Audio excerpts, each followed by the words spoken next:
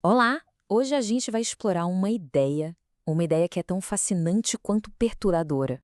Uma que, se for verdade, muda absolutamente tudo que a gente acha que sabe sobre a nossa própria existência. Sabe aquela sensação esquisita de já ter vivido um momento antes? O famoso déjà vu.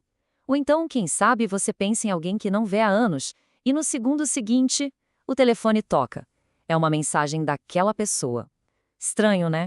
Esses momentos parecem só coincidências, mas alguns físicos e até bilionários do Vale do Silício acreditam que pode ser outra coisa.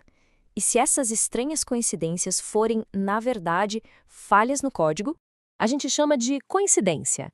Mas e se forem glitches? Pequenas rachaduras na parede da nossa realidade, que deixam a gente espiar só por um segundo o que tem por trás.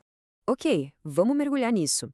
Para a gente entender como isso seria possível, a gente precisa olhar para a nossa própria tecnologia. Pensa só na evolução dos videogames. Há uns 40 anos, os jogos mais avançados eram dois riscos brancos e uma bolinha quadrada. Simples, né? Mas era o começo de algo gigantesco. Agora, olha para hoje. A gente tem mundos digitais enormes, complexos, com gráficos e personagens que são quase impossíveis de diferenciar do mundo real. A progressão é absurda. E aqui está o ponto crucial. Se a tecnologia continuar evoluindo nesse ritmo, é inevitável.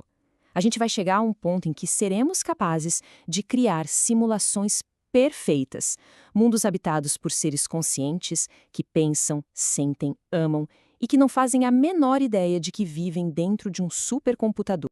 E aqui vem a pergunta que dá um frio na espinha. Se civilizações podem criar realidades simuladas, qual é a probabilidade estatística de que nós sejamos a primeira civilização a fazer isso? A realidade original? Ou será que a gente é só um boneco dentro da simulação de outra pessoa? Isso pode parecer loucura, eu sei, pura ficção científica. Mas o mais curioso é que a física quântica nos dá umas pistas que, olha, apontam nessa mesma direção. Nos videogames, existe um truque para economizar poder de processamento. O computador só desenha ou renderiza o mundo para onde o jogador está olhando. O resto simplesmente não existe até ser necessário. E por mais bizarro que pareça, o nosso universo parece funcionar de uma forma bem parecida. No nível quântico, as partículas só assumem um estado definido quando estão sendo observadas.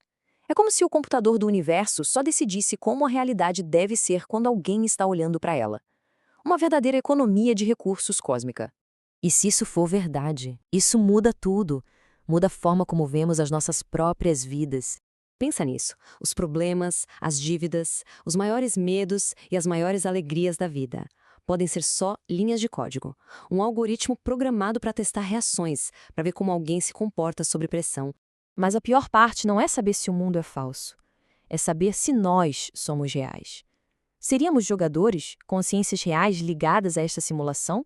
Ou seríamos apenas NPCs, personagens não jogáveis, como nos videogames, criados só como figurantes para preencher o cenário da vida de outra pessoa?